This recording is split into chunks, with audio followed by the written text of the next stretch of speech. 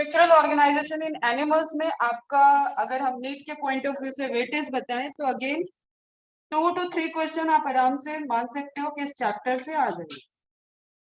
ठीक है, और इसकी रेंज आप 5 to 6 भी रख सकते हो, क्योंकि अगेन आपको पता नहीं चलेगा कि क्वेश्चन कहाँ का है, ह्यूमन फिजियोलॉजी का है या एनाटॉमी का है। दोनों जगह मेंशन है। जैसे हम यहाँ पे टाइप्स ऑफ टिश्यू बताएंगे, वहां पे अगर आप किडनी पढ़ रहे हो, अगर आप हार्ट पढ़ रहे हो, तो आप वहां पे कौन सा टिश्यू प्रेजेंट है ये तो पढ़ोगे। ओके बेटा, तो कॉमन क्वेश्चंस आप 2 मान लो, और क्लासिफिकेशन वगैरह कैसे इनका एडॉप्टेशन है, किस तरीके के स्ट्रक्चर है, क्या यहाँ पे एग्जांपल दिया हुआ है, उसके अकॉर्डिंग आप 1-2 क्वेश्चन वो मांगो। तो ओवरऑल 5 to 6 क्वेश्चन आप यहाँ से समझ सकते हो कि आते हैं। क्लियर है बच्चों? अब प्लांट और एनिमल के में अगर कंपैरिजन हम बात करें तो यहाँ पे कॉम्प्लेक्सिटी ज्यादा है, यहाँ टाइप्स ऑफ टिश्यू ज्यादा है, यहाँ फंक्शनल सिस्टम ज्यादा है, या you can say organ systems ज्यादा है, और उनके बीच में कोलैबोरेशन ज्यादा है। यहाँ पे पूरा ओवरऑल कॉम्प्लेक्सिटी आपको तो प्लांट से हाई है। ओके, इसलिए variation you can relate it with की स्पेसिफिसिटी। जब हम बोल रहे हैं फंक्शनल स्पेसिफिसिटी ज्यादा है, इसका मतलब इट इंडिकेट्स कि वेरिएशन ज्यादा होंगे। जो डी डिफरेंशिएशन हमने पढ़ा था ना कि कोई चीज अपने फंक्शन के लिए स्पेशलाइज्ड हो जाता है, तो उस फंक्शन की हमने अगर अमाउंट बढ़ा दी, टाइप्स बढ़ा दिए, वेरिएशंस बढ़ा दिए, तो इसका मतलब कॉम्बिनेशन ऑफ टिश्यूज यहाँ पे ज्यादा होंगे। क्लियर है बच्चों? ठीक है, तो इसमें चैप्टर को अगर हम डिवाइड करें तो पहले हमें सिर्फ एनिमल टिश्यूज पढ़ना है, फिर ऑर्गन कैसे टिश्यूज अरेंज हुए हैं और ऑर्गन सिस्टम तक गए हैं। देन हमें 3 रिप्रेजेंटेटिव पढ़ने हैं, जिसमें ये डिलीटेड है लेकिन हम पढ़ाएंगे। तो अर्थवर्म, कॉकरोच, फ्रॉग। चलो बताओ, फाइलम बताओ तो अर्थवर्म का, एनेलिडा, कॉकरोच का, फ्रॉग का, एम्फीबिया। एम्फीबिया फाइलम है बेटा। यस, ठीक है। तो आप यहाँ पे रिप्रेजेंटेटिव देखोगे, मतलब वहां आपने एनिमल किंगडम में देख लिया था जनरल फीचर्स, लेकिन उसके रिप्रेजेंटेटिव उसका डायसेक्शन करके अंदर की लेयर कैसी है, कैसा डाइजेस्टिव सिस्टम में प्रेजेंट है, कैसा रेस्पिरेटरी सिस्टम में प्रेजेंट है, कैसा रिप्रोडक्टिव सिस्टम में प्रेजेंट है, इस तरीके के आपके कंटेंट यहाँ पे रहेंगे। ठीक है बच्चों, तो स्टार्ट करें। मन से पढ़ना। यहाँ से आपका ऐसा, अच्छा नोटबुक की बात कर लेते हैं। नोटबुक, अब यहाँ से एक कॉमन नोटबुक होनी चाहिए, अच्छी खासी मोटी तगड़ी। ठीक है, तो मोटी नोटबुक बनाओ, ये आपको क्वालिफाई करने के बाद आपके साथ जाएगी एमबीबीएस में। सिर्फ ये वाली तो जाएगी ही जाएगी। ओके, मैं नीट की तैयारी कराऊंगी तो एनसीईआरटी रिस्ट्रिक्टेड कराऊंगी नहीं, ह्यूमन फिजियोलॉजी भी मैं बिल्कुल एनसीईआरटी रिस्ट्रिक्टेड नहीं कराऊंगी। मैं आपको एमबीबीएस का बेस बना के दूंगी। तो ये नोटबुक बहुत क्लियर होनी चाहिए, इसमें इमेजेस आप या तो प्रिंट आउट लेके उसको पेस्ट करते जाना, या तो आप कहीं कहीं पे अपनी अंडरस्टैंडिंग के लिए लेयर वगैरह बनाते जाओ। ठीक है, एंड ट्रस्ट में बहुत काम आती है। ठीक है, वहां के वाइवा, वहां के प्रैक्टिकल सेशन में सब इंटरेक्ट कर रही जो मेरे बच्चे चले, तो वो कितने कॉन्फिडेंट फील करते हैं। क्वालिफाई करना इज डिफरेंट लेवल, और क्लास में अलग दिखना वो डिफरेंट लेवल हो जाए। तो वो अप्रोच के साथ आप जाना। ओके बच्चा, तो यहाँ से आपकी सबकी नोटबुक एक अलग होनी चाहिए और कंप्लीट रहो। जिसकी इच्छा हो मेरे को टाइम टू टाइम देते रहना, चेक करता कराते रहना। और ये जरा 3:30 बजे के बाद जो भागते हो ना, ये सब बंद करो। अब कोई रेस्ट्रिक्शन तो है नहीं कोरोना वाला, ओपन हो चुके हैं स्कूल वगैरह। बैठो पढ़ो, अगर पढ़ाई नहीं हो रही तो भागो, सिंपल सा। तो बैठो पढ़ो, टाइम को यूटिलाइज करो। अब एक तो फटाफट लिखो कि अपने बॉडी में 11 ऑर्गन सिस्टम होते हैं।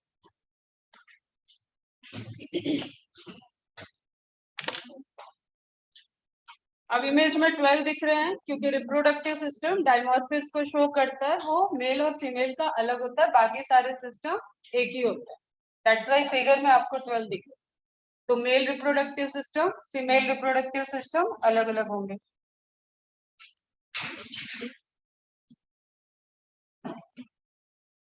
ठीक है, तो ह्यूमन पॉपुलेशन में आ जाता है क्वेश्चन। वैसे तो ये सब बहुत सिली क्वेश्चन है। ठीक है, ह्यूमन पॉपुलेशन में आएगा कि कितने ऑर्गन सिस्टम होते हैं, देन आंसर इज 12। ह्यूमन के अंदर कितने होते हैं? Then answer is 11। Okay, male और फीमेल अलग अलग रिप्रोडक्टिव सिस्टम होते हैं। तो फर्स्ट लिखो digestive system, second muscular system, third integumentary system, INTEGUMENTRY,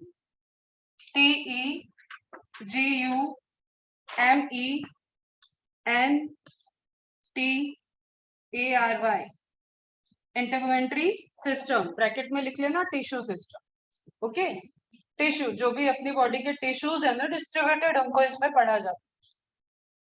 lymphatic system, lymph बनता है ब्लड से, जैसे कभी आप लिम्फ लिखो, एंड ये अपने आप में इम्यून सिस्टम आप इसमें ब्रैकेट में लिख सकते। इम्यून सिस्टम ब्लड और लिम्फ सबसे रिलेटेड होता है, इसलिए इम्यून सिस्टम आपको अलग से कहीं यहाँ पे लिखा नहीं होगा। इम्यून सिस्टम मतलब लिम्फेटिक सिस्टम और ब्लड में। And then endocrine, nervous system,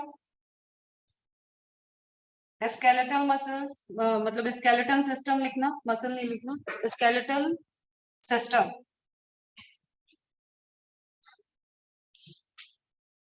reproductive system, उसके आगे बाइफर्केट करके मेल एंड फीमेल, ताकि आपके नंबर 11 पे जाए। Then respiratory, excretory, circulatory.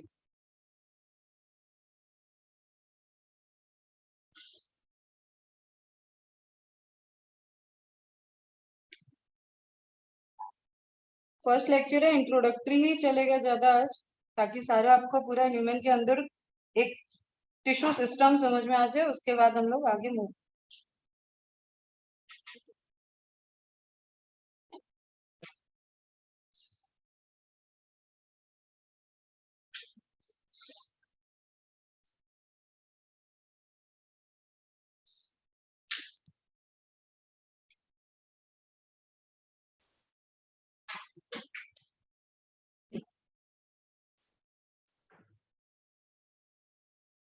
ठीक है, अब यहाँ मैं कुछ इंट्रोडक्टरी बोल रही हूँ, सुनना। हो गया सबका लोग? देखो, डाइजेस्टिव सिस्टम अपने आप को पता है कि यहाँ पे हम जो भी फूड इनगल्फ करते हैं उसको डाइजेस्ट कर रहे हैं। ऑर्गन सिस्टम लेवल का ऑर्गेनाइजेशन हो चुका है, मतलब ये सिस्टम पूरा अपने आप में कई ऑर्गन से मिलके बनेगा। जैसे आप बक्कल कैविटी बोल लो, माउथ बोल लो, और एंड में एनस बोल लो, बीच में आप एसोफेगस बोलो, उसके बाद आप स्टमक बोलो, इंटेस्टाइन में स्मॉल बोलो, लार्ज बोलो, फिर इंटेस्टाइन के पार्ट आ जाते हैं। ठीक है, एंड एसेसरी लीवर आएगा इसमें, ठीक है, पैंक्रियाज आएगा इसमें, इनके रोल्स होंगे। सारे ऑर्गन जब इंटरेक्ट किए हैं, और पर्पस एक है, पर्पस एक है कि सबको डाइजेशन के प्रोसेस में कंट्रीब्यूट करना, either in track, with in track, और ट्रैक में कोई चीज रिलीज करना, सिक्रेटरी करके। ठीक है बच्चा, तो एक सिस्टम हो गया। मस्कुलर सिस्टम जो भी हमारे स्केलेटल पे साइट ऑफ अटैचमेंट्स हैं, जो बोन्स ने, बोन्स की कैरेक्टरिस्टिक्स में मैंने बताया था एनिमल किंगडम में, उससे मस्कुलर स्ट्रक्चर से ही बॉडी की पूरी फिजिक डेवलप होती है। कि उसके मसल्स कैसे है, वो स्केलेटल सिस्टम ने ढांचा दिया, और उसके ऊपर मसल्स के पैचेस लगे। ठीक है, तो ये मूवमेंट में, लोकोमोशन में, ठीक है, एक्शन लेने में बहुत इंपॉर्टेंट रोल प्ले करते हैं। और एक तो ये स्केलेटल मसल वाली प्रॉपर्टी हो गई, फिर एक कार्डियक मसल, जिसको तो भूलना ही नहीं है, मायोजेनिक पार्ट है हमारा। ठीक है, मायो मतलब मसल्स, जेनिक मतलब मसल्स के कंट्रोल से उसके मैकेनिज्म चलते। ठीक है बच्चा, फिर इंटेगुमेंट्री, सारे टिश्यूज के इसमें टाइप्स आएंगे, इन सब में एक लिंकिंग बनाएगा। ओके बच्चा, देन लिम्फेटिक, आप समझो कि ये इम्यून सिस्टम से, ये ब्लड से निकलेगा और चेकिंग कराएगा कि सब चीज ठीक चल रही है, या इसको ट्रिगर करना है, कहीं पे लोकल इन्फेक्शन हो रखा है, कहीं बॉडी में किसी जगह कोई वायरस या बैक्टीरिया एबनॉर्मलिटी डिटेक्ट हो रही है, उसके लिए इस फ्लूइड को जगह जगह चेक करके वापस ब्लड में डाल दिया। ठीक है बेटा, तो ये ब्लड से निकलता है, देन ब्लड में चला जाता है, बीच में इसकी चेकिंग हो जाती है। Is it clear? फिर आपका एंडोक्राइन सिस्टम आ जाता है। एंडोक्राइन सिस्टम, अब देखो, अब इन दोनों को छोड़ते हैं। फिर स्केलेटल मसल मूवमेंट कर रहा है। ओके, रिप्रोडक्टिव, अब बात आएगी कि ये सारे सिस्टम तो है, लेकिन रिप्रोडक्टिव सिस्टम नहीं होगा तो नेक्स्ट जनरेशन नहीं आएगी। ओके, तो ओवरऑल इन सब में तो चलो ठीक है, हम मान लिए कि इंसान के sir, that's why it is not a defining property, पढ़ा था हम लोगों ने, reproduction is not a defining property. तो सर्वाइवल के लिए रिप्रोडक्शन जरूरी नहीं है एक इंडिविजुअल के लिए, लेकिन इन सारे सिस्टम में अगर आप बात करोगे कि नेक्स्ट जनरेशन किस सिस्टम से है, दैट इज रिप्रोडक्टिव सिस्टम। मतलब continuity of species is due to the reproductive system. Okay, sexual dimorphism होगा, अलग अलग मेल और फीमेल रिप्रोडक्टिव सिस्टम इंटरनली भी होगा। Then respiratory system, vital function है, हम गैसेस से एक्सचेंज करते हैं। सेलुलर रेस्पिरेशन कंटिन्यूअस प्रोसेस है, उसके लिए ऑक्सीजन का इंटेक। तो सारा जो रेस्पिरेटरी ट्रैक वाला सिस्टम आएगा वो सब आपका रेस्पिरेटरी सिस्टम में हो जाएगा, चाहे लोअर हो चाहे अपर।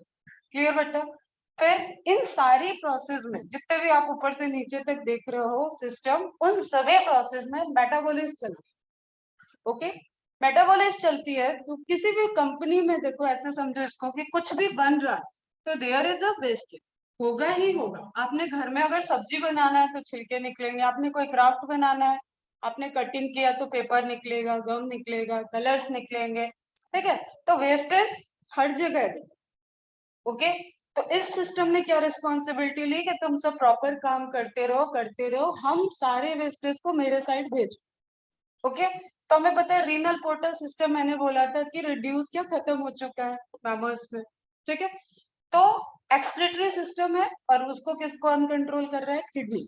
और मेटानेफ्रिक किडनी है, मतलब सबसे वेल डेवलप्ड किडनी है, ठीक है बच्चा? तो सारे सिस्टम से सारी लिविंग टिश्यू या सेल के अंदर जो भी मेटाबॉलिक वेस्टेज प्रोड्यूस हो रहे हैं उसको बॉडी के बाहर निकालना बहुत जरूरी होता है, otherwise it create the toxicity.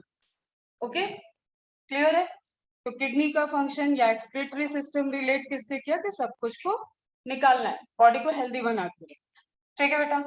Circulatory system, in system में डाइजेस्टिव सिस्टम या कह लो आप मस्कुलर सिस्टम, स्केलेटल सिस्टम, इनको भी अगेन सभी लिविंग टिश्यू है, सबको वर्क करना है, सब कंटिन्यू फंक्शन कर रहे हैं अपनी अपनी स्पेसिफिसिटी के अकॉर्डिंग। तो सब तक अगर कुछ नहीं तो इतना आप समझो कि ये बॉडी में सारी सप्लाई को मेंटेन कर रहा है। क्लियर है? सभी को, अगर कुछ नहीं तो ऑक्सीजन और न्यूट्रिशन। अभी आप ब्लड के कंपोनेंट में मत जाओ, आपको पता है ना खाने के बिना कोई सेल रहने वाली है, ना ऑक्सीजन के बिना कोई सेल रहने वाली है, ना ही CO2 को अगर उसने नहीं लिया, ब्लड में वापस नहीं हुए तो वो मेटाबॉलिक वेस्ट में क्रिएट हो जाएगा। क्लियर बेटा? दो मेटाबॉलिक वेस्ट होते हैं, एक CO2, एक अमोनिया रिलेटेड, ठीक है, दैट इज यूरिया। तो उन दोनों को ही जब सर्कुलेटरी सिस्टम में पोर किया जाएगा और वो किडनी तक ट्रेवल करा देगा। डाइजेस्टिव सिस्टम में जो डाइजेस्ट हो रहा है वो सारे टिश्यू तक चला जाएगा। रेस्पिरेटरी सिस्टम में जो ऑक्सीजन अंदर आया वो सारे सेल और टिश्यू तक चला जाएगा। तो मीन्स सारे पूरी बॉडी में जो जाल की तरह फैला हुआ है वो सप्लाई के लिए वो है सर्कुलेटरी सिस्टम। फिर लिम्फेटिक सिस्टम भी हम कहते हैं कि जाल की तरह है, और नर्वस सिस्टम भी हम कहते हैं कि थ्रेड की तरह। अब हमें जो भी हमने यहाँ पे पढ़ाया अभी तक, तुम्हें एक ओवरव्यू बताया, इन सभी सिस्टम को कंट्रोल कौन कर रहा है? नर्वस सिस्टम के साथ साथ एंडोक्राइन सिस्टम, ठीक है? हार्मोन ट्रिगर करते हैं कि हमारा डेवलपमेंट कैसा हो। नर्वस सिस्टम अकेले काम नहीं करता, नर्वस सिस्टम क्विक रिस्पॉन्स कराएगा। जैसे जस्ट मेरा किसी सरफेस, गर्म सरफेस से हाथ टच हुआ तो मैंने वो जो हटाया, that is nervous system. Okay, लेकिन मेरी हेयर ग्रोथ होनी है, मेरा बॉडी का डेवलपमेंट होना है, मेरी मेटाबॉलिज्म अच्छी चलनी है, मेरे बोन्स का डेवलपमेंट होना है, मेरा मसल्स का डेवलपमेंट हो रहा है, slow process, that is under the control of endocrine system. लेकिन पूरी ही जो सारे, अब सारा चीज तो डेवलपमेंट के अंदर आ गया, सभी ऑर्गन डेवलप होंगे तभी कोऑर्डिनेशन होगा, तभी ऑर्गन सिस्टम चलेंगे। इसका मतलब endocrine system and nervous system, इन सारे सिस्टम के क्या हो गए? Boss. Am I clear with that? ठीक है, तो ये तो हो गया सिस्टम। हमारा चैप्टर फोकस करेगा अभी टिश्यू पे, और ह्यूमन फिजियोलॉजी में हम लोग फोकस करेंगे सिस्टम। ठीक है बच्चा? अब ये चार्ट आज मैं दे दूंगी, आपका होमवर्क रहेगा, अभी मैं समझा रही हूँ, उसके बाद इस चार्ट को आप सब पढ़ोगे 2 से 3 बार। ओके, ताकि पहले आपको फ्रेम पता चल जाए कि इसमें आप कहाँ तक जाने वाले। क्लियर है बच्चा? जैसे यहाँ लिखा है एनिमल टिश्यू। चलो अभी मैं तुम्हें चार्ट में नहीं कंफ्यूज करती हूँ, थोड़ा छोटे चार्ट से। एनिमल टिश्यू, तो व्हाटएवर आप इस ऑर्गन सिस्टम में कुछ भी उठा लो, जो तुम्हारी मर्जी का, उसमें कॉमन है कि यही 4 टिश्यू होंगे। तो ब्रॉडली जैसे हम लोग क्लासिफिकेशन करते हैं ना, इतनी सारी स्पेसीज है, इतनी सारी वेराइटी है, इतने प्लांट है, इतने एनिमल है, लेकिन अगर हमने उनको क्लासिफाई नहीं किया, ग्रुपिंग नहीं किया, तो हम स्टडी नहीं कर पाएंगे। तो कुछ कैरेक्टरिस्टिक फीचर पे पूरी बॉडी के टिश्यू को एग्रीगेट किया, ग्रुपिंग जरूरी है। ओके, ग्रुपिंग जरूरी होगी तो कुछ पैरामीटर आएंगे, कुछ सिमिलरिटी आएगी, कुछ डिससिमिलरिटी आएगी। ठीक, अब सिमिलरिटी के पॉइंट ऑफ व्यू से सोचो, दिस इज नॉट अबाउट कि आप रेक्टिफिकेशन करो, इसलिए सोचो सिमिलरिटी बताओ, इन सभी में सिमिलरिटी क्या जाएगी, तुम लोग बताना जरा। जेबा, रिदा, ऋतराज, प्रणव, कौस्तुभ, अद्वैत, सिमिलरिटी बताओ मुझे पूरे एनिमल टिश्यू सिस्टम की, ये जो आपको दिख रहा है टाइप्स, इसमें सिमिलरिटी क्या जाएगी, कॉमन क्या जाएगा जिसको मुझे यहीं पे छोड़ना है।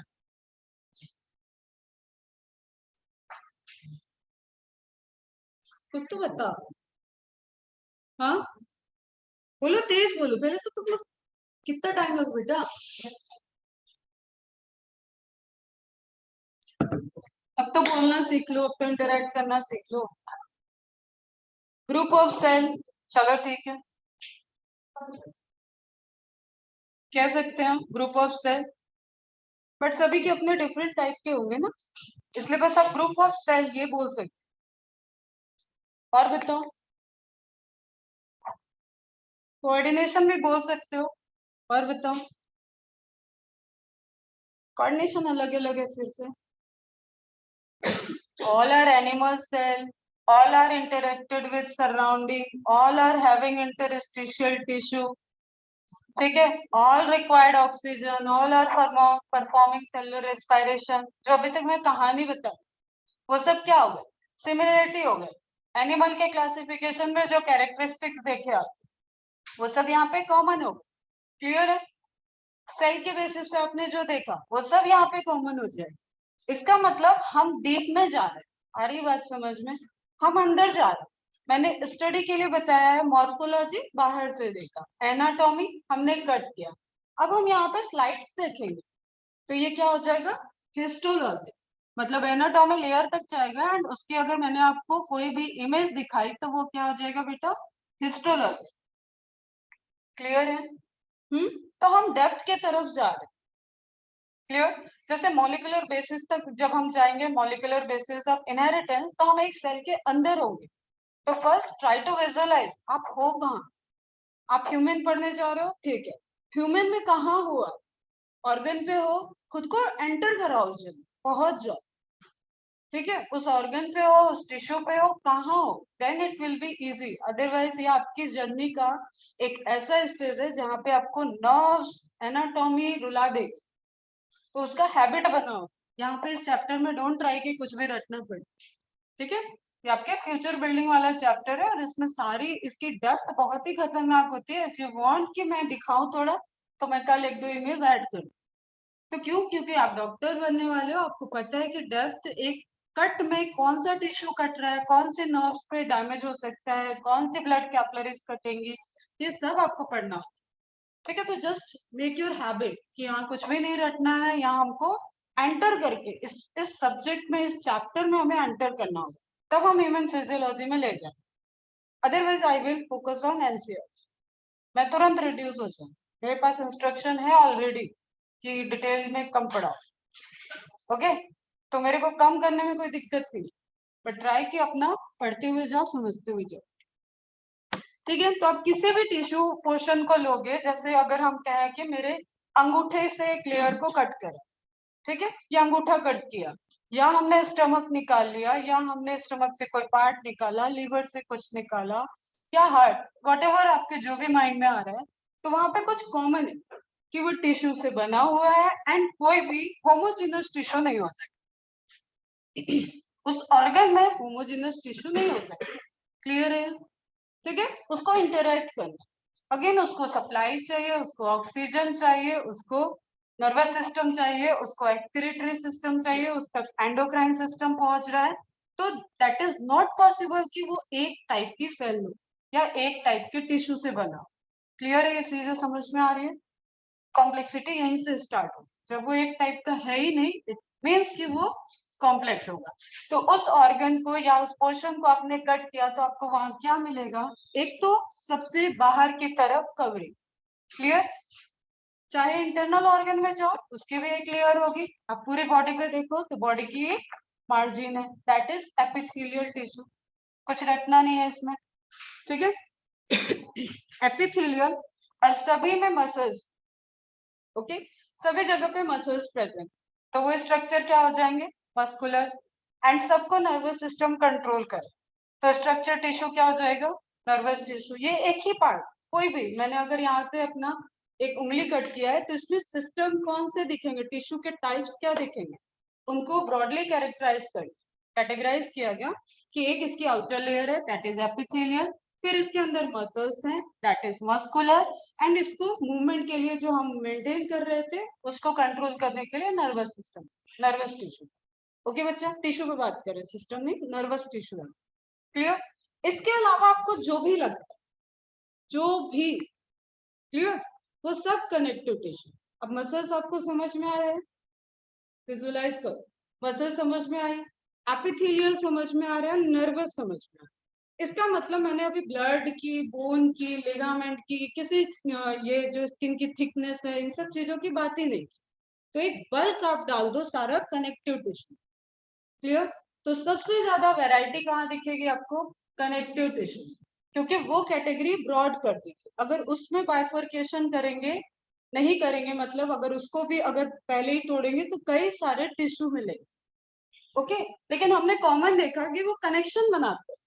कॉमन चीज जैसे मैंने बोला ब्लड, तो ब्लड ने कनेक्शन बनाया इम्यून सिस्टम के साथ, डाइजेस्टिव सिस्टम के साथ, स्केलेटल सिस्टम के साथ, रिप्रोडक्टिव सिस्टम के साथ, एंडोक्राइन सिस्टम के साथ, ठीक है?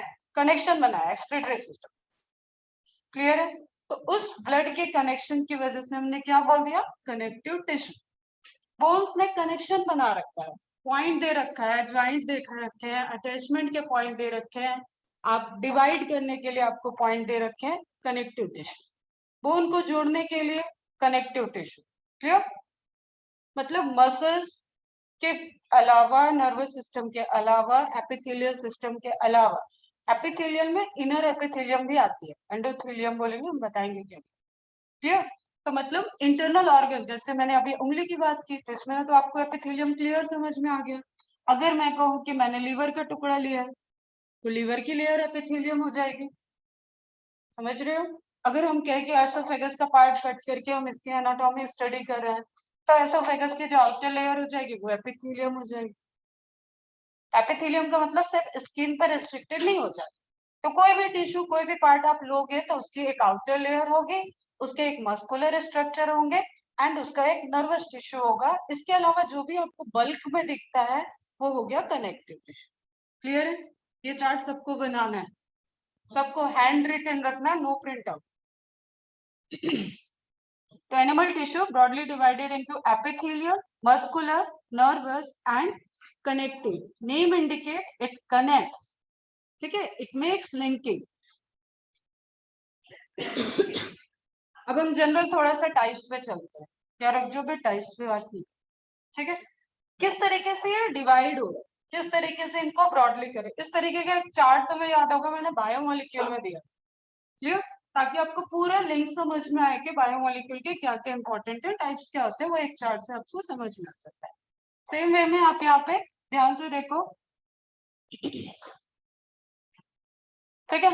हम चल रहे हैं एनिमल टिश्यू, यहाँ लिखा है इंक्लूड, ना तो दिख रहा है ना बेटा, फॉर्म एंड इंक्लूड, ठीक है? इससे निकलने वाले हम चीजों को बात कर रहे हैं, तो इंक्लूड, फॉर्म, इंक्लूड। ओके, अब हम एपिथेलियल टिश्यू से चल रहे हैं, आप ब्रॉडली सुनो बस। Clear? It animal tissue include epithelial tissue, okay, can form, can be, can have functions. Okay, तो यहाँ पे आपको बाइफरकेट कई रास्ते दिख रहे हैं जिसपे उसकी प्रॉपर्टी बता दी। तो हम क्या से शुरू करते हैं, कैन बी, ठीक है, या फंक्शन से चलो शुरू।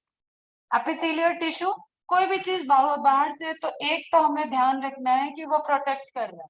ये प्लांट के केस में भी थंब रूल था, जो बाहर है वो प्रोटेक्शन करेगा, ठीक है, चाहे इंटरनल बाहर फेस कर रहा है चाहे एक्सटर्नल बाहर फेस कर रहा है, तो प्रोटेक्शन हो गया।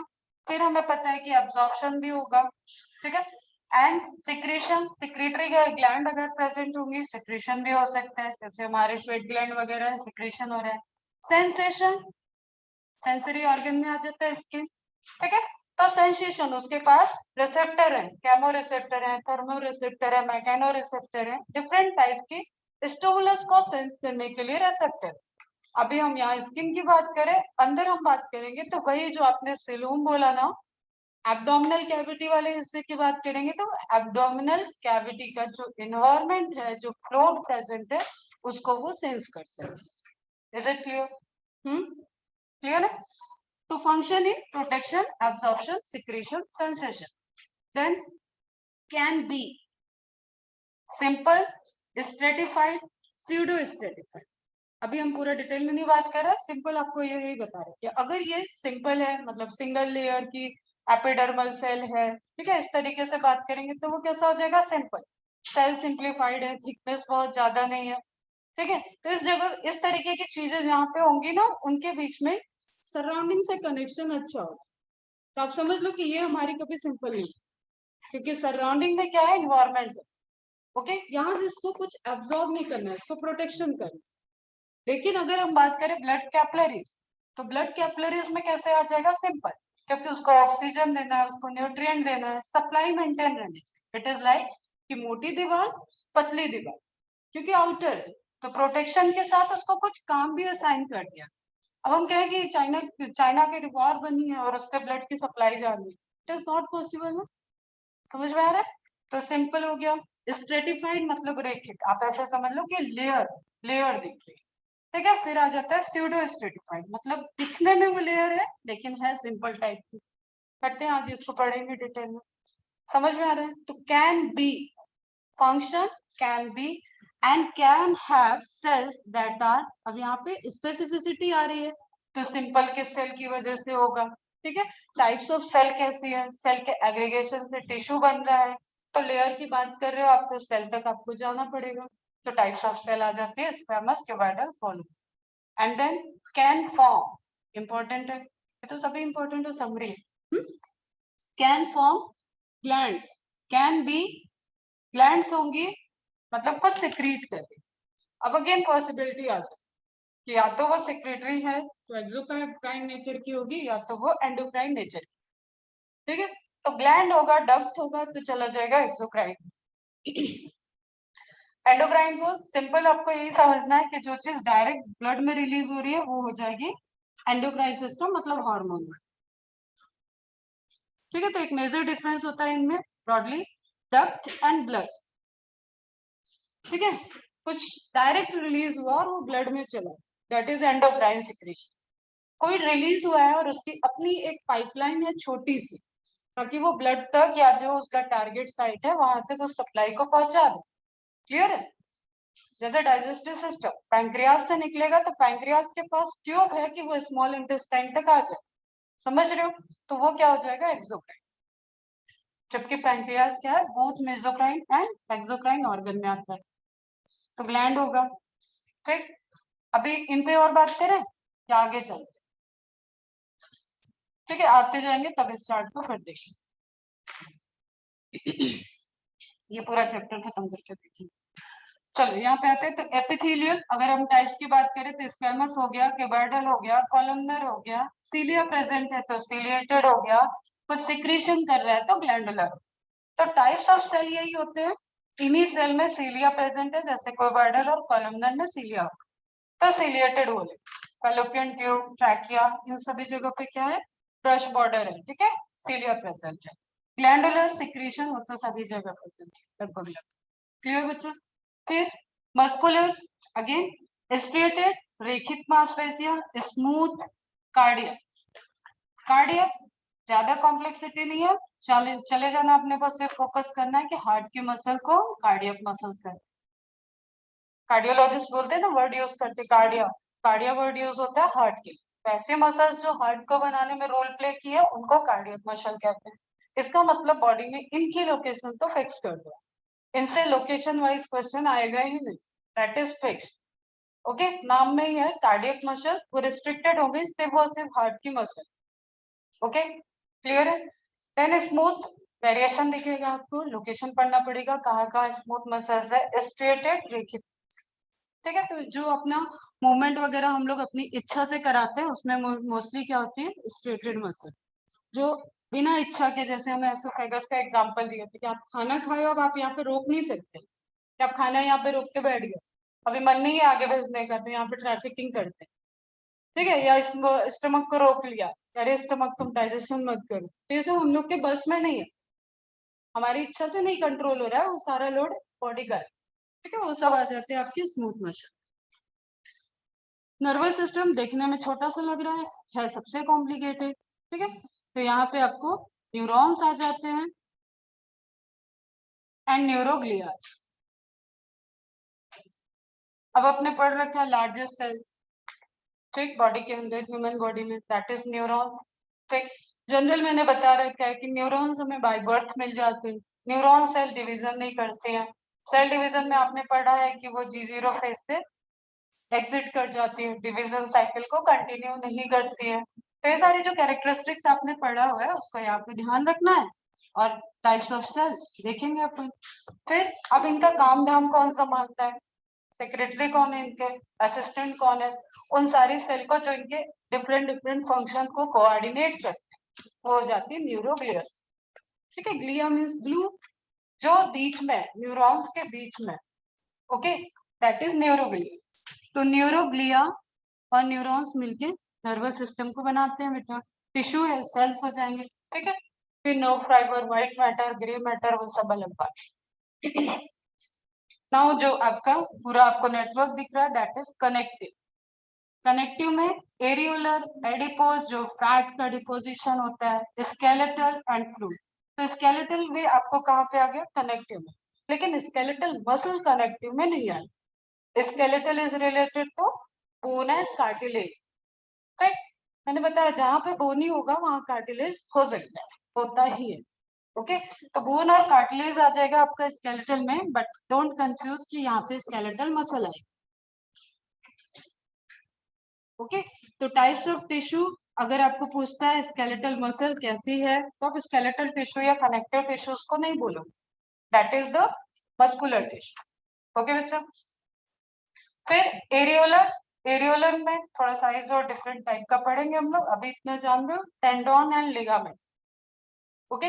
टेंडोन और लिगामेंट क्या होते हैं बताओ, जिन्होंने मेरे से क्लास की हुई है वो बताए थोड़ा। बोन और बोन को कौन करेगा, बोन को बोन से जोड़ने में,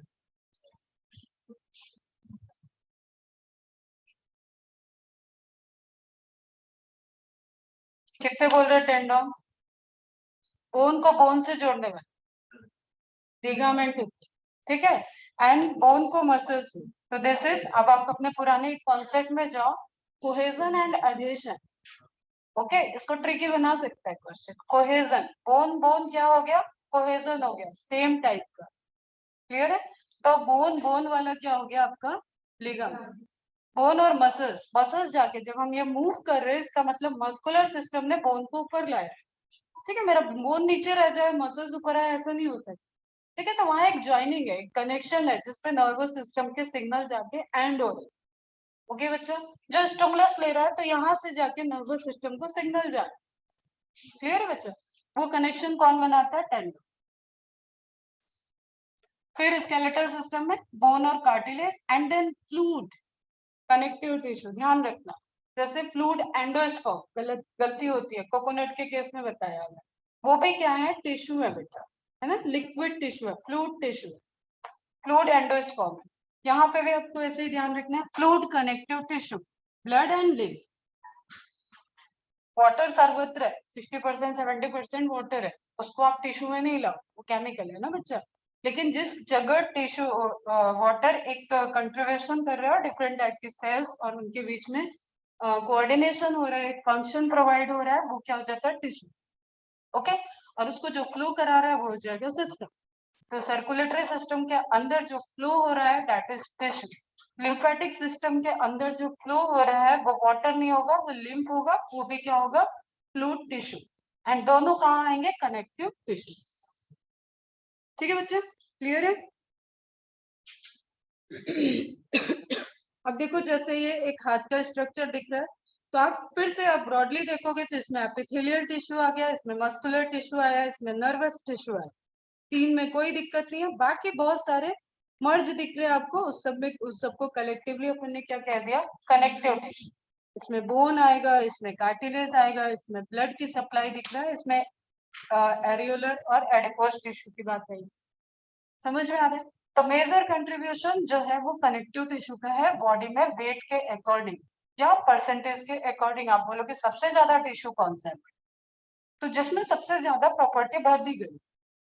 ओके, तो कनेक्टिव टिश्यू सबसे ज्यादा होते हैं। बेटा तुम लोग रिज्वाइन कर लेना फटाफट, ब्रेक नहीं है। क्लियर है, समझ में आ रहा है?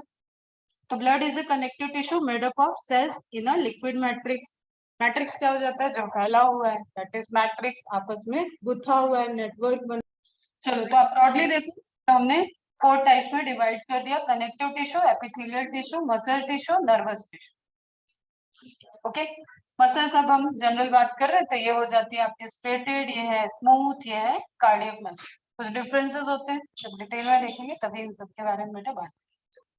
नर्वस टिश्यू हमें मैंने बताया न्यूरॉन्स होंगे, न्यूरोग्लिया हो, ठीक है, जो डिवाइड कर सकते हैं वो है न्यूरोग्लियल, जो अटैचमेंट बनाएंगे वो होंगे न्यूरोग्लियल, जो सप्लाई पहुंचा रहे हैं, चेकिंग कर रहे हैं। Nervous system is like boss ना, तो वो हमेशा केबिन के अंदर है, आप ऐसे समझ।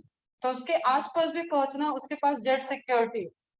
तो कोई भी फ्लूइड में अगर जैसे हमने बोला कि ऑक्सीजन की कमी हो रही, बॉडी को ऑक्सीजन की कमी है, तो बॉडी का सिस्टम ही ऐसा है कि किडनी ऑक्सीजन थोड़ा कम लेगा, लीवर थोड़ा ऑक्सीजन कम लेगा, हार्ट वगैरह सब चीज ऑक्सीजन की सप्लाई कम हो जाएगी।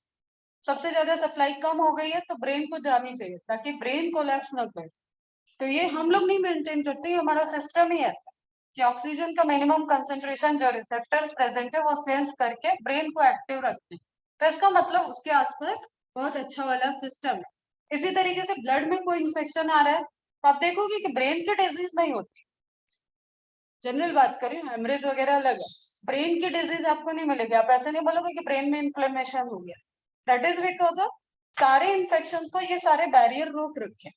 आप नीचे बॉडी से खेलते रहो, ब्रेन में नहीं आ, ठीक है, ब्रेन ने सेंस कर लिया, उसने सबको एक्टिवेट कर लिया, वो सारी प्रोसेस चलेगी कोऑर्डिनेशन। लेकिन रेयर है कि ब्रेन में जाके कोई डिजीज हो रहा है, कोई बैक्टीरियल इन्फेक्शन हो गया, कोई इन्फेक्शन, कोई वहां पे कुछ ऐसा डैमेज। फिर इसलिए ब्रेन में क्या होता है, एक तो ब्रेन हैमरेज, नसें फट जाना, ठीक है, ब्लड वेसल्स का रप्शन हो जाना, या ट्यूमर का फॉर्मेशन हो जाना। ठीक है, सेल डिवाइड हो रही है, अनकंट्रोल डिवीजन हो गया, तो धीरे धीरे धीरे धीरे ट्यूमर बन। और ट्यूमर का भी कैरेक्टरिस्टिक ऐसा है बेटा कि वो पता नहीं चलता। ओके, और ब्रेन में पेन रिसेप्टर नहीं होता, दैट्स व्हाई जब आप सर दर्द बोलते हो ना, वो सर दर्द एक्चुअली सब फिनोमेना ऐसे ही, वो आपको सेंस हो रहा है, लेकिन सर में कभी दर्द नहीं हो, सर के पास पेन रिसेप्टर ही नहीं है, तो वो कहीं और का दर्द आपको सेंस कराता है। समझ में आ रहा है? करेंगे ये सब बातें। तो नर्वस टिश्यू, सेल होती है मॉडिफिकेशन, सेल का शेप, सेल का स्ट्रक्चर अपने फंक्शन के अकॉर्डिंग मॉडिफाई होता है। तो हर सेल का स्पेसिफिसिटी तक आप देखोगे कुछ तो मॉडिफिकेशन। इसका मेन काम क्या है, सिग्नल लेना, प्रोसेस करना, सिग्नल को आगे भेजना। तो कुछ उसी तरीके का है, डेंड्राइट्स है, सेल बॉडी है, एंड देन आपका एक्सॉन। ओके, एंड देन उसके बाद एक्सॉन टर्मिनल्स होते हैं ताकि अगले न्यूरॉन को या मसल्स को जिससे एंड हो रहा है वो वहां से कनेक्शन पहुंचा दे। चलो कनेक्टिव टिश्यू, अब आ जाओ अपनी एनसीईआरटी पे, नहीं तो आउट ही जाओ। In the preceding chapter you can across a large variety of organism, मतलब एनिमल किंगडम की बात करें, ठीक है, तो जस्ट उसके पहले का नहीं, एनिमल किंगडम, बायोलॉजिकल क्लासिफिकेशन, उन सभी जगह पे जब आपने टैक्सोनॉमी वगैरह में आपने वैरायटी ऑफ ऑर्गेनिज्म देखी, बोथ यूनिसेलुलर एंड मल्टीसेलुलर। अगर हम ब्रॉड कैटेगराइज करें सेलुलर लेवल पे तो हमने यही बताया था, prokaryotic, eukaryotic and then unicellular, multicellular. तो यूकैरियोटिक यूनिसेलुलर भी हो सकता है, प्रोकैरियोटिक तो यूनिवर्सल है कि वो यूनिसेलुलर हो, क्यों? प्रोकैरियोटिक मल्टीसेलुलर, इसका मतलब वो सेलुलर एग्रीगेशन, ये ध्यान में रखिए। जैसे नॉस्टॉक वगैरह बीजीए जब आप पढ़ रहे थे तो मैंने ये बताया, वो क्या है, वो सेलुलर एग्रीगेशन। इसलिए एक सेल बिहेव कर रही है हेट्रोसिस्ट की तरह, एक ग्रुप ऑफ सेल बिहेव कर रही है वेजिटेटिव सेल। क्लियर है बच्चा? तो organ is both unicellular and multicellular of the animal kingdom. Animal kingdom की स्टार्टिंग अगर हम कहें तो कहां से हो गई थी? प्रोटोजोआ, प्रोटिस्टा से। Beginning of animal kingdom, unicellular animal को कहाँ रखा गया है? प्रोटिस्टा में, जो कि है प्रोटोजोआ। ओके, इन unicellular organism all functions like digestion. अब देखो यहाँ पे आपको लिविंग की कैरेक्टरिस्टिक्स ध्यान रखनी है। लिविंग तो है, वो यूनिवर्सल हो गया, कॉमन हो गया, सारी चीजें जो कॉमन वाली है वो तो आपको बैकग्राउंड में ध्यान रखना है। एनिमल सेल का स्ट्रक्चर कैसा होता है, लिविंग की कैरेक्टरिस्टिक्स क्या है, सेल का नीड क्या है, सेल रिस्पॉन्स कैसे करती है, प्लाज्मा मेम्ब्रेन कैसे बात कर रही है, काम कर रही है, वो सारी चीजें कॉमन चली है ना बच्चा? तो यहाँ पे आप देखो, all functions like digestion, respiration and reproduction, वो यूनिसेल, तो कैसे करेगा? Single handed. ठीक है, लाइफ स्पैन के अकॉर्डिंग वही गैमेट बन जाएगा, वही फूड इनगल्फ कर रहा है, वही डाइजेस्ट कर रहा है, वही रेस्पायर कर रहा है, वही एक्सक्रीटा कर रहा है, वही एंडोसाइटोसिस करेगा, वही एक्सोसाइटोसिस करेगा। तो all phenomena are performed by a single cell. तो स्पेसिफिसिटी नहीं हो सकती, मोर स्पेसिफिक आप नहीं कह सकते, लेबर ऑफ डिवीजन नहीं देख सकते, मतलब काम का ऐसा डिस्ट्रीब्यूशन नहीं देख सकते। क्लियर बेटा? लेकिन कॉम्प्लेक्सिटी ज्यादा होती है, बिहेवियरल चेंजेस ज्यादा होते हैं। क्यों? क्योंकि वो अपने आप में कॉम्प्लेक्स हो गई।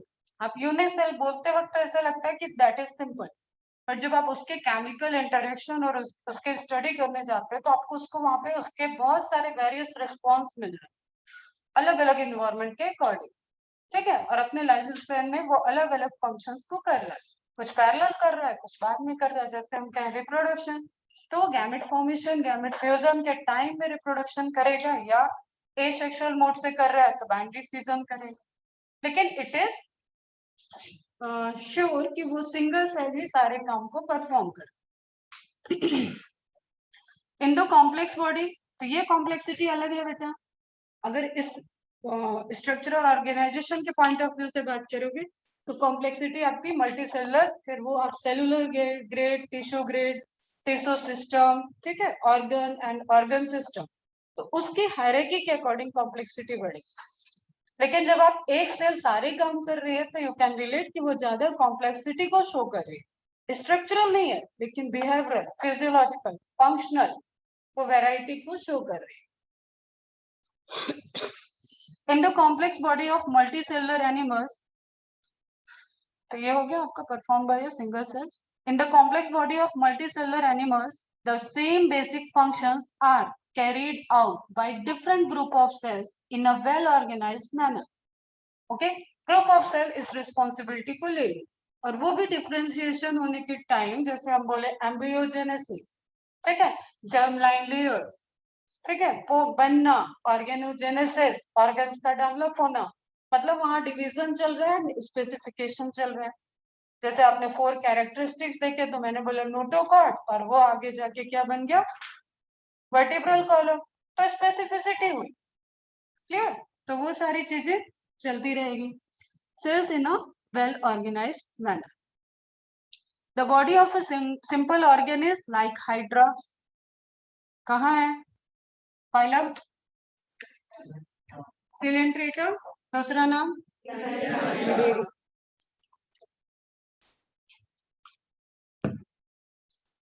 Is made of, level of organisation कैसा है बेटा सिलेंट्रेटा का?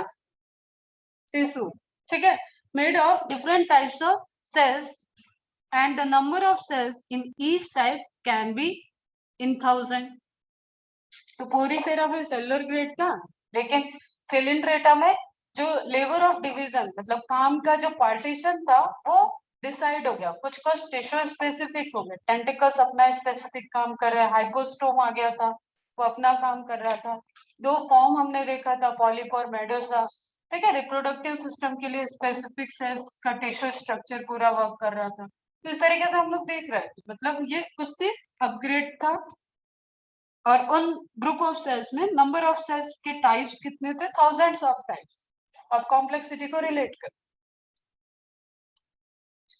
Then human body is composed of billion of cells to perform various functions, ये टाइप्स की बात है, ठीक है, बिलियंस सेल एग्रीगेशन, उनमें ग्रुप, उनका वेरिएशन, उनमें साइज में डिफरेंशिएशन, ठीक है, नंबर ऑफ सेल्स पे जाओगे तो it is approximately trillion cells, clear बच्चा, तो billions of cells to perform various function, अब ये कोई बहुत टिपिकल क्वेश्चन या ऐसा नहीं टफ है, बस आप इसको अंडरलाइन करो, human body composed of billions of cells to perform various function, how do these cells in the body work together, कैसे फंक्शन करेंगे, आपस में कोऑर्डिनेशन होगा, ठीक है, in multicellular animals a group of similar cells along with, ये important है, definition है बेटा, ये आप सब्जेक्टिव में भी यूज कर सकते हो, तो अभी तक हम लोग टिश्यू की डेफिनेशन मैंने पहले भी बताई है कि हम छोटी क्लास में क्या पढ़ते थे कि सेम ओरिजिन के होमोजेनस सेल्स और उनके कोऑर्डिनेशन, उनके स्ट्रक्चर को हम टिश्यू कहते हैं, बट आप अभी आपको क्या ऐड करना है, सेल, उनका कोऑर्डिनेशन और इंटरस्टिशियल स्पेस का जो फ्लूइड है, ओके, जो बाहर की तरफ है जिससे वो इंटरेक्ट कर रहे हैं वो उस जगह का टिश्यू होगा, समझ में आई ये बात, तो सिंपल इसको आप ऐसे लिख लेना, group of similar cells, group of similar cell मतलब सेम ओरिजिन की सेल बेटा, कोई एक मदर सेल होगी और उसके डिवीजन से ये सारा सेल बना होगा तो वो स्पेसिफिक टिश्यू बन जाएगा, group of similar sales plus interstitial fluid, interstitial fluid उसी जगह का, ठीक है, they form tissue, intercellular substance का मतलब ही हो गया इंटरस्टिशियल, दो सेल के बीच में, group of cells and group of cells के बीच का मटेरियल वो सभी क्या हो जाएगा बेटा, टिश्यू का पार्ट हो जाएगा, तो टिश्यू की एग्जैक्ट डेफिनेशन क्या है, cell of same origin and there intercellular substances that together call the tissue. In multicellular animals, a group of similar cells, ये एक टिश्यू की बात कर रहे हैं और स्टार्टिंग में जो हमने यूज किया था वो हमने बोला था एक ऑर्गन पे होमोजेनस टिश्यू नहीं हो सकता, क्लियर, लेकिन एक टिश्यू होमोजेनस हो सकता है, जब हम मसल्स बोलेंगे तो मसल्स होमोजेनस हो सकते है ना, क्लियर है, देखो सारे मसल्स के अंदर नर्वस सप्लाई नहीं गई और ब्लड भी नहीं जा रहा, ब्लड डिफ्यूज हो रहा है, सेल के अंदर ब्लड डिफ्यूज कर रहा है, मतलब ऑक्सीजन जा रहा है, न्यूट्रिएंट मटेरियल जा रहा है, डिफ्यूजन हो रहा है, क्लियर बच्चा, अ ग्रुप ऑफ सिमिलर सेल्स, अगर सारा ब्लड ऐसे ही घूमने लगता तो फिर ओपन सर्कुलेटरी सिस्टम हो जाता, समझ में आ रही बात, तो ब्लड अपने कैपिलरीज के थ्रू, ब्लड अपने वेसल्स के थ्रू ही मूव कर रहा है, लेकिन डिफ्यूजन हो रहा है, साइट ऑफ कैपिलरीज जहाँ पे एकदम फाइन एंडोथेलियम की लेयर होगी वहां पे डिफ्यूजन हो जाएगी, एंड डिफ्यूजन कंसंट्रेशन ग्रेडियंट पे डिपेंडेंट होता है, तो होमोजेनस सेम ओरिजिन की sales along with intercellular substance perform a specific function, ये आप सब्जेक्टिव में भी आ सकता है, ये आपको करेक्ट और इनकरेक्ट स्टेटमेंट में भी आ सकता है, important line, such an organization is called tissue. You may be surprised to know that all complex animals consist of only 4 basic types of tissue. Okay, grouping की गई तो सारे ही एनिमल टिश्यू को group कर दिया गया 4 basic type broadly, okay, these tissues are organized in specific proportion and pattern to form an organ, tissue organise होंगे तो कैसे क्या बनेगा, ऑर्गन, ठीक है, like stomach, lungs, heart, kidney, example दे दिया।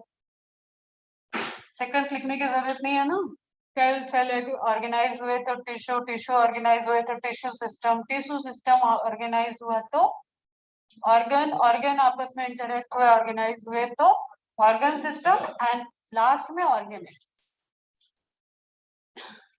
When two or more organs perform a common function, ठीक है, जैसे मैंने बताया, अब यहाँ से आप स्टमक ले लो, बगल कैविटी ले लो, सलाइवरी ग्लैंड ले लो, लीवर ले लो, ठीक है, पैंक्रियाज ले लो, इंटेस्टाइन ले लो, एसोफेगस ले लो, लेकिन सबका मेन फंक्शन क्या चल रहा है? डाइजेस्टिव सिस्टम में कंट्रीब्यूट कर, डाइजेशन में प्रोसेस करना, तो उनको क्या बोल देंगे हम? ऑर्गन सिस्टम, ठीक है। When two or more organs perform a common function by their physical, mark करना, अगेन करेक्ट इनकरेक्ट सेंटेंस है ये, और केमिकल इंटरेक्शन, ठीक है। फिजिकल इंटरेक्शन कैसे हुआ? जैसे मैं बोल रही हूँ मेरी बक्कल कैविटी में टीथ प्रेजेंट है, जॉ में, ठीक है, टंग प्रेजेंट है, तो इनका जो मॉर्फोलॉजिकली लोकेशन है, ठीक, जब हम मैस्टिकेशन कर रहे हैं, जब हम च्यू कर रहे हैं, तो सब आपस में इन्वॉल्व हो रहे हैं, तो वो कैसा है? Physical interaction. जब हम कह रहे हैं पैंक्रियाटिक डक्ट ओपन हो रही है स्मॉल इंटेस्टाइन में, मतलब स्मॉल इंटेस्टाइन में कोई एक और होगा जहां से पैंक्रियाटिक हेपेटिक डक्ट आ रही है और उसमें ओपन हो रही है, तो वो कैसा हो गया? Physical interaction. Is it clear? जब हम कह रहे हैं कोई स्फिंक्टर है जहां से एसोफेगस में ओपनिंग हो रही है, तो वो फूड स्टमक में जा रहा है, तो वो लोकेशन क्या होगी? फिजिकल इंटरेक्शन, ठीक। और बाकी केमिकल इंटरेक्शन, अगेन डाइजेशन का एग्जांपल ले रहे हैं, तो डाइजेस्टिव सिस्टम में जो भी एंजाइम आ रहे हैं, जब हम च्यू कर रहे हैं, तो इसमें जो सलाइवा मिक्स हो रहा है, सलाइवरी ग्लैंड का ओपनिंग भी फिजिकल इंटरेक्शन है, ठीक है। सलाइवा जो सिक्रीट होके आया और वो केमिकली जो यहाँ पे एक डिस्लिसा सा सेमी सॉलिड सा स्ट्रक्चर बन गया और उसको बोलस बोले, वो क्या हुआ? वो केमिकल रिएक्शन हो गए, ठीक है। ऐसा तो है ना कि आपने रोटी खाया और पानी से उसको निगल लिया, तो रोटी जब आप च्यू कर रहे हो, चबा चबा के आप खाना खा रहे हो, तो वहां पे आप देख रहे हो कि उसका केमिकल स्ट्रक्चर चेंज हो रहा है, उसकी फिजियोलॉजी कुछ चेंज हो रही है, समझ में आ रहा है बेटा? तो वो केमिकल हो गया। केमिकल्स इंटरेक्ट किए, फूड का केमिकल कार्बोहाइड्रेट था, उधर से क्या आया? एमाइलेज आ गया, एमाइलेज ने कार्बोहाइड्रेट पे एक्ट कर दिया, केमिकल रिएक्शन हो गया बेटा, ठीक। समझो अभी ऐसे ब्रॉडली जनरल, तो कोई भी केमिकल रिएक्शन के बिना तो बायोकेमिस्ट्री चलने वाली नहीं है। बायोलॉजिकल सिस्टम के केमिकल रिएक्शन बायोकेमिस्ट्री के अंदर पड़े जाते बेटा। दे टुगेदर फॉर्म ऑर्गन सिस्टम, तो फिजिकल हो रहा है इसमें या केमिकल हो रहा है, इसके रिलेटेड एक कॉमन फंक्शन प्रोवाइड हो रहा है, टर्म आप हाईलाइट करो, ठीक है। Common function by their physical chemical interaction they together form organ system, तो ऑर्गन आया, टिश्यू, टिश्यू ऑर्गन आया, then organ system. Example digestive respiratory, clear है? Now cells, tissue, organ and organ system split up the work in a way that exhibit division of labor. Underline करो, बांट लिया इन्होंने काम को, ठीक है, आपस में। जैसे मैंने कहानी सुनाई कि ब्रीदिंग सिस्टम बोल रहा है मैं ऑक्सीजन की सप्लाई दे रहा हूँ, सर्कुलेटरी सिस्टम पहुंच गया, ठीक है, तुम लंग्स तक लेके आओ, ट्रांसफर करा दो, फिर मैं वहां पे कैपिलरी का नेटवर्क बिछा दे रही हूँ, तुम वहां पे उसको दे दो, फिर वो टिश्यू तक चला गया, टिश्यूज ने बोला कि मेरे पास CO2 बहुत प्रोड्यूस हो रहा है, फिर से सर्कुलेटरी सिस्टम ने बोला कि ठीक है तुम ऑक्सीजन ले लो, CO2 मुझे दे दो, मैं आ रहा हूँ ब्लड, तो मेरे में CO2 का कंसेंट्रेशन लो है, ऑक्सीजन का कंसेंट्रेशन हाई है, और ये गैसेस डिफ्यूजन के थ्रू हमारे ब्लड में भेज दो, ठीक है। सेम वे में नाइट्रोजनस वेस्ट हमारे लिए टॉक्सिक हो रहा है, रिमूव करो, ब्लड ने ले लिया, तो आपस में इनका कोऑर्डिनेशन तो चल रहा है, लेकिन कुछ स्पेसिफिक फंक्शन है। किडनी का काम किडनी कर रहा है, लंग्स का काम लंग्स कर रहा है, ठीक है, स्टमक का काम स्टमक कर रहा है, तो डिवीजन ऑफ लेबर एग्जिबिट करता है and contribute to the survival of the body as a whole, और सारे सिस्टम वर्क किए तो सर्वाइवलिटी, मतलब ये भी स्टेटमेंट वाइज क्वेश्चन है बेटा, इसको अंडरलाइन कर लेना, और इसी में कोई भी abnormality, that is disease, that is disorder, ठीक, चाहे वो कोऑर्डिनेशन से हो, चाहे वो डाइजेशन की प्रॉब्लम हो, चाहे वो एक्सक्रीशन की प्रॉब्लम हो, that is disease. anything abnormal in this physiology is known as disease disorder. Okay बच्चा, और उसको आइडेंटिफाई करना क्या होता है? पैथोलॉजी. एबनॉर्मल फिजियोलॉजी को डिटेक्ट करना पैथोलॉजी. क्लियर है यहाँ तक? चलो ब्रेक चाहिए? चाहिए? चलो 5 मिनट का ब्रेक का.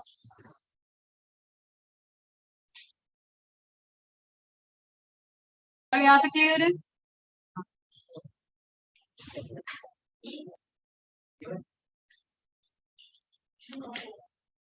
फर्स्ट पोर्शन आपका आता है animal tissues. The structure of the cells vary accordingly to their function. This is specificity. तभी फंक्शन आएगा, तभी उनको आप पर्टिकुलर लोकेशन पे असाइन होते हैं.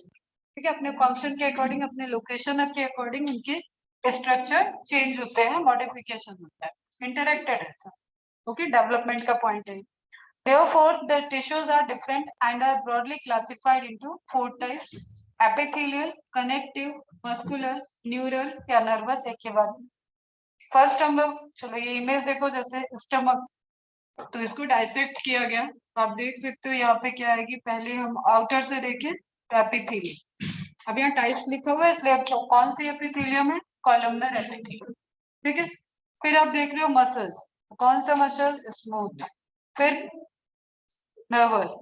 इसके अलावा 2 आपको क्या दिखते हैं? Connective tissue. लेकिन ब्रॉडली आपने क्या बोला कि हाँ 4 टाइप्स के जो कैटेगरी है वो यहाँ पे दिख.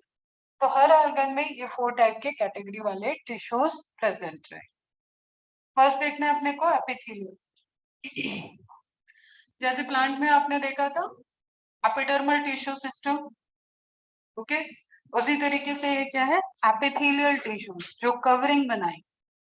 One of the most important and repeatedly asked question, इनके पास हमेशा एक फ्री स्पेस होगा. फ्री स्पेस मतलब एक सरफेस फ्री होगा. जैसे हम स्किन की बात करें तो इसका ये वाला सरफेस फ्री है कि एनवायरमेंट से इंटरेक्ट करे. हम स्टमक की बात करें तो इसकी ये लेयर फ्री है, ये एब्डोमिनल कैविटी को फेस करना है, एब्डोमिनल फ्लूइड को फेस करना. Is it clear? ओके, तो कहीं पे भी ब्लड कैपिलरीज, ब्लड वेसल, आप कहीं पे भी बात करोगे उस रिस्पेक्ट में वो अपने सराउंडिंग को फेस करने वाला एक उसके पास सरफेस होगा. मतलब आउटर और इनर तरीके से अगर आप बोलोगे तो ये वाला हमेशा बाहर फ्री. ओके, और ये वाला उस सिस्टम का पार्ट बन जाएगा. जैसे हम यहाँ पे बोले तो यहाँ पे रुगाई दिख रहे हैं, फोल्ड दिख रहे हैं, यहाँ पे ग्लैंड्स होंगे, म्यूकस का सिक्रेशन होगा. तो इंटरनल वाले में यहाँ पे फंक्शन है अलग अलग टाइप का. ओके, क्लियर ये बात समझ में आ गई? तो we commonly refer to an epithelial tissues as epithelium. Plural is epithelium. This is tissue has a free space. ये correct incorrect के combination में आ सकता है. Which faces either a body fluid. अभी हमने specific किया abdominal fluid, abdominal cavity का fluid, abdominal fluid, or the outside environment. Skin लिख लो. एंड दस प्रोवाइड्स अ कवरिंग. इसकी वजह से क्या मिल रहा है? उसके आउटर बाउंड्री बन गया है, तो एक कवरिंग को प्रोवाइड करेगा या इनर लाइनिंग हम बोल. ठीक है, लाइनिंग को प्रोवाइड करेगा for some part of the body. अलग अलग पार्ट पे डिफरेंट डिफरेंट इनके नाम बदल जाते हैं, रोप बदल जाते हैं. The cells are compactly. अब बेटा एक चीज ये तो कॉमन सा है, फिर से करेक्ट इनकरेक्ट का जो प्रोटेक्शन दे रहा है उसमें अरेंजमेंट कैसा होगा? सेल का कॉम्पैक्ट होगा या लूज होगा? कॉम्पैक्ट होगा. लूज होगा तो या तो वहां से लीकेज होगा या तो वो वीक होगा. तो उसको प्रोटेक्शन देना है. वो सिंगल लेयर हो सकता है लेकिन बीच में इंटरसेलुलर स्पेस नहीं होगा, तो कॉम्पैक्टली अरेंज. ओके, कहीं अगर कोऑर्डिनेशन के लिए कुछ स्पेसेस हैं, जंक्शंस हैं, तो लिटिल इंटरसेलुलर स्पेस हम कह सकते हैं मैट्रिक्स प्रेजेंट रहेगा, लेकिन उसमें भी जाल है. ऐसा नहीं होगा कि स्टमक की चीजें बाहर है. Are you getting that point? ठीक है, बॉडी फ्लूइड से कुछ इंटरेक्ट करना है, कुछ रिसेप्टर पे सेंस करना है, तो उसके लिए कह सकते हैं कि हाँ वहां पे थोड़े से जंक्शंस बने हुए. लेकिन ये नहीं है कि कोई भी चीज इधर से उधर, उधर से इधर चला. तो little intercellular matrix and compactly packed, ये ध्यान रखो। There are two types of epithelial tissues, namely simple epithelium and compound epithelium. Simple और कंपाउंड ये वर्ड आप बहुत बार देख चुके हो। कोई भी चीज सिंगल होमोजेनस है तो आप उसको सिंपल बोलते हो, कोई किसी के साथ एसोसिएटेड हो रहा है, कुछ बना रहा है, तो आप उसको कॉन्जुगेटेड या कंपाउंड बोलते हो। ठीक है, तो यहाँ सिंगल लेयर से आ जाएगा, सिंगल टाइप से आ जाएगा। एक देखो सेल तो जो लेयर पे होंगे वो एक जैसी ही होगी, फंक्शन से आ जाएगा।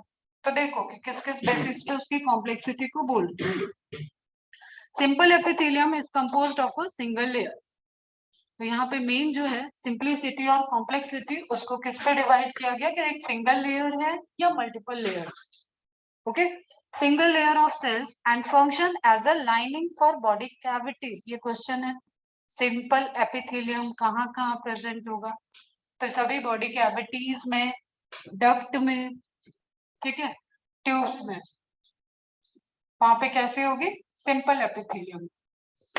द कंपाउंड एपिथेलियम, अब यहाँ से आपको जब मैं बताऊंगी बेटा, एक तो आपने देखा फंक्शन और स्ट्रक्चर क्या है, उसको आप टेबल में मत लिखना, नाम लिखोगे और कहाँ प्रेजेंट है, जो भी इंफॉर्मेशन दी हुई उस पैराग्राफ से आप एक टेबल बनाते जाओगे और उसमें एड ऑन करते जाओगे। जैसे मैंने बोला सिंपल एपिथेलियम, तो सिंपल एपिथेलियम के बारे में क्या दिया है वो आप मत लिखो, लेकिन कहाँ प्रेजेंट है, क्या उसमें मॉडिफिकेशन, कुछ अगर स्पेसिफिसिटी मेंशन है एनसीईआरटी में तो उसको आप मेंशन कर लोगे और वो निकाल लोगे, पैराग्राफ से एक टेबल बनती जाएगी।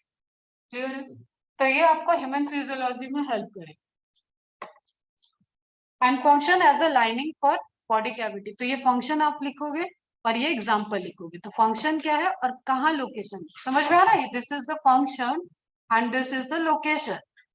तो फंक्शन एंड लोकेशन का टेबल बनाते जाओ। द कंपाउंड एपिथेलियम, अभी ये सिंगल सिंगल लाइन है, खत्म नहीं होने वाला है, ठीक है। The compound epithelium consist of 2 और मोर सेल टाइप्स की लेयर हो सकती है, डिफरेंट टाइप्स की, और अलग अलग मतलब लेयर्स हो सकती है, multiple layers, and has protective function as it does in our skin. मैंने बताया ये कभी सिंपल नहीं हो सकता क्योंकि आउटर एनवायरनमेंट से रिलेट करता है, और इसका प्रोटेक्शन ऐसा नहीं कि आप चलते फिरते आपने खरोच लगाया तो आप देखते हो एक लेयर बस व्हाइट सा निशान बनता है। ओके, तो वो लेयर अगर थिक नहीं होती तो बस ऐसे ही रगड़ाए, धक्का दिए और खून ही खून चारों तरफ फैल जाता। अगर वो अंदर की तरह सिंगल लेयर होती तो इसको आप समझो, तो वो जो आपको ऐसे रब हुआ, एक कट हुआ, व्हाइट सा दिखा, उसमें भी लेयर डैमेज हुई, लेकिन वो अंदर के सिस्टम तक नहीं। दैट्स व्हाई ये कैसी रहेगी? कंपाउंड रहेगी। तो अब ये function, protection and location, in 2 line से आपके 4 क्वेश्चन होंगे। ये इमेज तो पता नहीं, आई थिंक 4 से 5 बार ऑलरेडी आ चुका है। सारे इमेजेस इंपॉर्टेंट है बेटा, एनिमल सिस्टम से लेके, मतलब टिश्यू सिस्टम से लेके human physiology. On the basis of structural modification of the cells, simple epithelium is further divided into 3 types: squamous, cuboidal and columnar. Just shape को देखो, एक प्रस्तरी का शेप है, ठीक है, एक क्यूब का शेप है, एक कॉलम का शेप है, कुछ भी रटना नहीं। ओके, सबसे सिंपल सिंपलेस्ट एपिथेलियम कौन सी हो जाएगी? सिंगल लेयर ले आओ और स्क्वैमस बनाओ। ओके, एक तो सिंगल लेयर, देखो इसका अपनी थिकनेस तो इससे ज्यादा है ना, इसकी थिकनेस ज्यादा है, इसकी भी थिकनेस ज्यादा है इसके कंपैरिजन में। तो हम कहें कि सिंपल एपिथेलियम में भी सिंपलेस्ट एपिथेलियम कौन सी होगी? तो आप सबसे पतली वाली सेल को ले आओ, that is squamous, Kasturi line, ठीक है, जो टाइल्स वगैरह ये बिछती है ना, इसके नीचे गिट्टी है, इसके नीचे सीमेंट है, इसके नीचे बेस दिया है, लेकिन ऊपर से जब देखोगे तो टाइल्स की थिकनेस इतनी होगी। तो जो आपका ओवरऑल फर्श बना है वो नीचे डेप्थ है, लेकिन ऊपर की लेयर कैसी, एकदम पतली सी। ओके बच्चों, तो इसमें भी सबसे सिंपल कौन सी होगी? सिंपल स्क्वैमस, ध्यान रखना ये बात। इसका मतलब अब देखो, जैसे कुछ फंक्शन में बार बार बता रही हूँ आपको, ऑक्सीजन एक्सचेंज, न्यूट्रिटिव मटेरियल का एक्सचेंज, ठीक है, सेल के पास ब्लड का ट्रांसफ्यूजन, ब्लड से लिम्फ का निकलना, तो उन सभी जगह पे आप सबसे सिंपल वाली लगा। ओके, समझो, सबसे पतली होगी तो इजीली बस ग्रेडियंट के अकॉर्डिंग ट्रांसफर होता जाएगा, okay, squamous cuboidal, cube shape का है तो क्यूबॉइडल हो गया, एंड कॉलम शेप का है तो कॉलमनर। दिख रहा है? क्लियर है सारी इमेज? ये सब एक एक बार पढ़ के पैकअप हो जाएगा आज के आज ही, जो पढ़ते जाओ वो पैकअप होता जाए। Cube like and columnar, columnar को ही इसने लार्ज कर दिया और इसमें आपको सीलिया दिखा। अब आप यहाँ ब्रैकेट में लिख लो क्यूबॉइडल सीलिया भी होते हैं,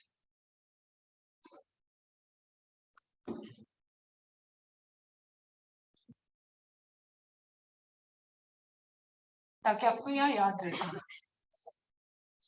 ओके, अब शेप में तो कुछ बोलना नहीं है, क्यूब लाइक है, ये कॉलम है। चलो देखते हैं थ्योरी में क्या कह रहे हैं। तो कॉलमनर सेल्स को इनलार्ज करके दिखाया, और सीलिएटेड कॉलम है, मतलब हम ये नहीं कह रहे हैं कि ऑल कॉलमनर सेल्स हैविंग सीलिया, ये डिफरेंस समझो। लेकिन कॉलमनर सेल्स सीलिएटेड हो सकते हैं, क्यूबॉइडल सेल्स सीलिएटेड हो सकते हैं, स्क्वैमस सीलिएटेड नहीं होते। क्लियर है बच्चा? टाइप्स ऑफ एपिथेलियम, अब देखो ये सिंपल सिंपल पूरा हो गया आपका, simple squamous, simple cuboidal, simple columnar. एक होता है, चलो, स्यूडोस्टेटिक, ठीक है, ये सिंगल लेयर, देखो ये सिंगल लेयर है, लेकिन ये आपको दिख कैसे रही? मल्टी लेयर जैसे दिख रही है। क्यों? क्योंकि उसमें अरेंजमेंट जो हो रखा है ना, सेल का जो अरेंजमेंट हो रखा है वो ऐसा है कि एक इधर से स्टार्ट हो रहा है, एक इधर से स्टार्ट हो रहा है, एक फिर इधर से स्टार्ट हो रहा है, फिर एक उधर से स्टार्ट हो रहा है। तो ये देखने में ऐसे लगेगा कि एक दो तीन चार पांच छह, अगर आप ऐसे काउंट कर रहे हो तो आपको लग रहा है कि हाँ ये सिंगल ही लेयर तो जा रही, लेकिन देखने में ऐसे लग रहा है कि यहाँ पे एक लेयर ये वाली जा रही है इस न्यूक्लियस के लेवल पे, एक लेयर इस न्यूक्लियस के लेवल पे।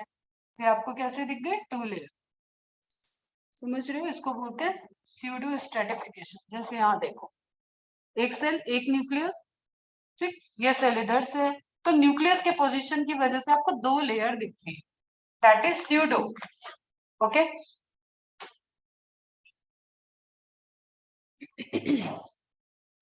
ट्रांजिशनल मिक्स होता है, उस पर हम बाद में आते हैं। डीएनसीईआरटी के अकॉर्डिंग आज इतना कवर करांगे।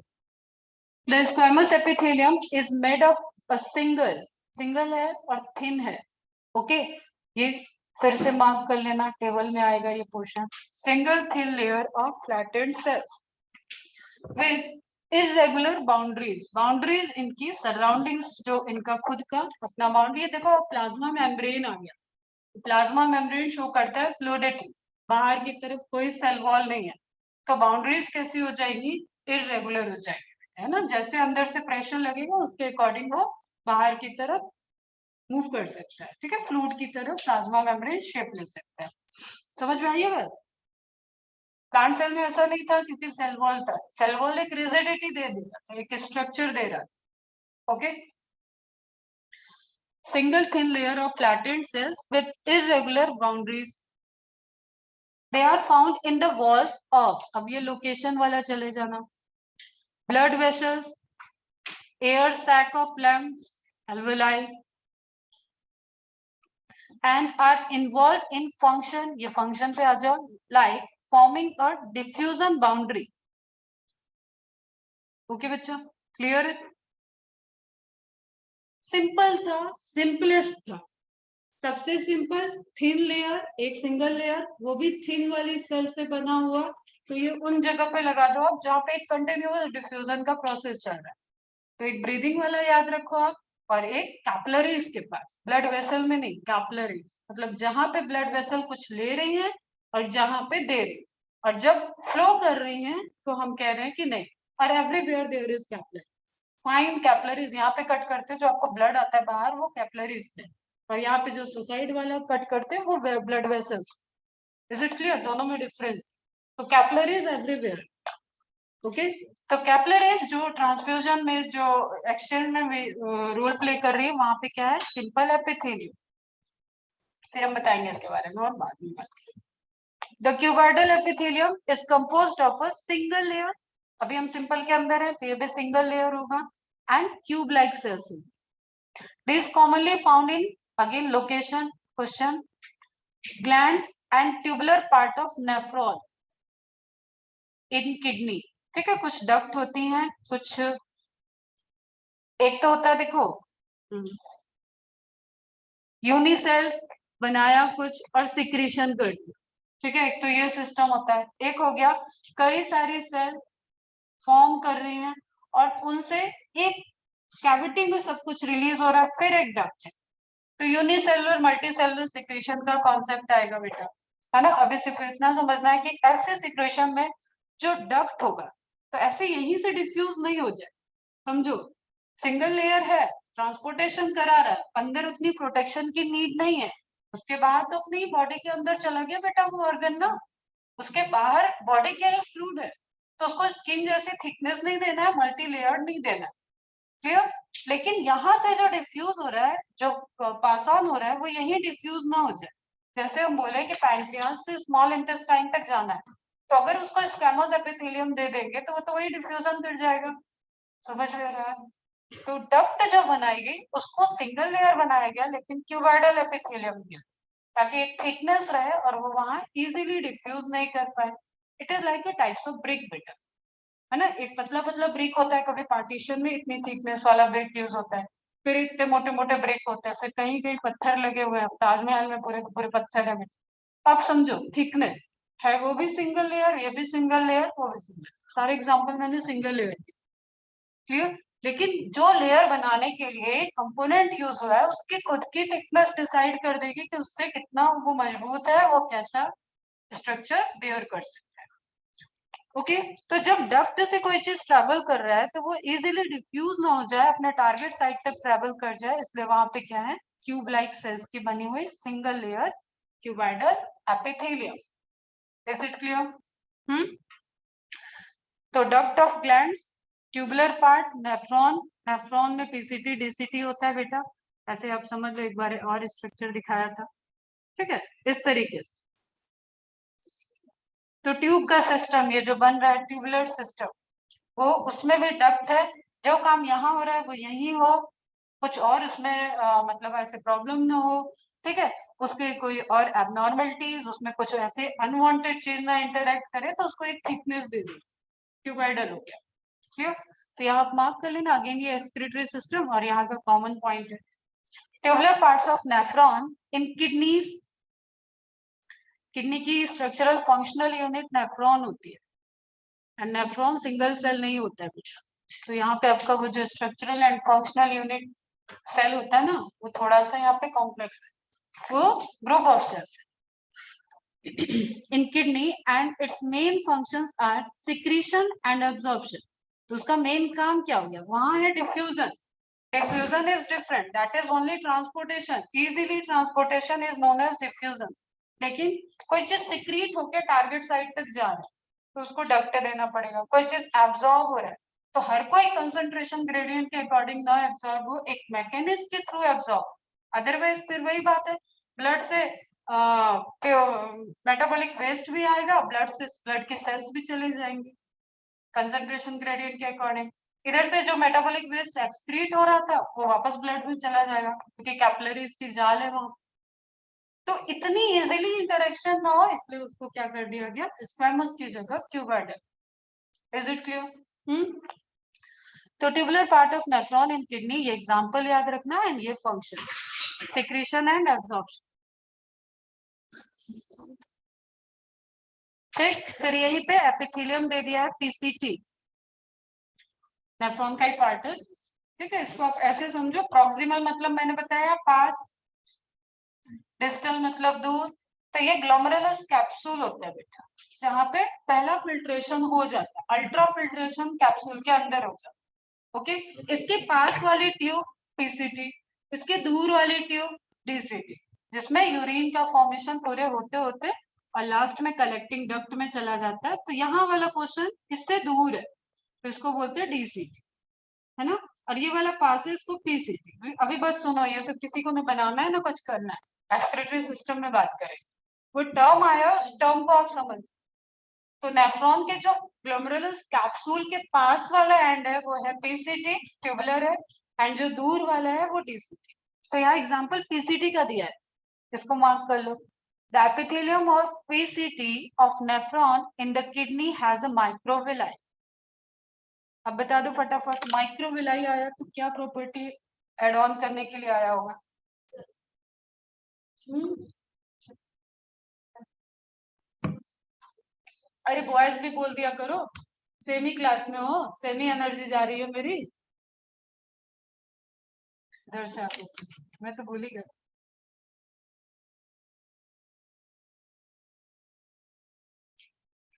ठीक है बेटा, बताओ। सरफेस एरिया को इंक्रीज करना। इसी इसी जगह पे कितनी बार सुनोगे ये कहानी। ऐसे ऐसे कर दिया तो इसी जगह पे क्या हो गया, एरिया इंक्रीज हो गया।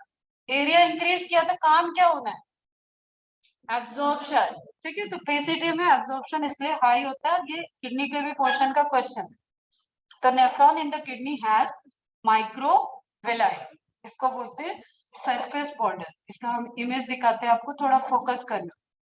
ठीक है, अब ये क्या हो गया बेटा, this is histology, real images, और आप इन्हीं से खेलोगे। आपके जो वाइवा होंगे स्लाइड पहचानना होगा, ऐसे लिखा नहीं होगा पीसीटी साइटोप्लाज्म। ठीक है, तो आपको आइडेंटिफाई करना होगा कि किस जगह की एनाटॉमी है, कौन सी लेंगे। तो जस्ट फोकस, जिसको हम मार्क करेंगे, ये हो गई क्यूबोइडल सेल। ठीक है, ये हो गए इसके माइक्रोविलाई, इसको बोलते हैं ब्रश बॉर्ड। ठीक, दिस वन। तो अभी ये सेल सिर्फ ऐसे होती तो यहीं से एब्सॉर्ब करती। अब ये जो इसके ब्रश बॉर्डर हो गए, जो विलाई बन गए, उसकी वजह से ये यहाँ चारों तरफ से एब्सॉर्ब कर रही है।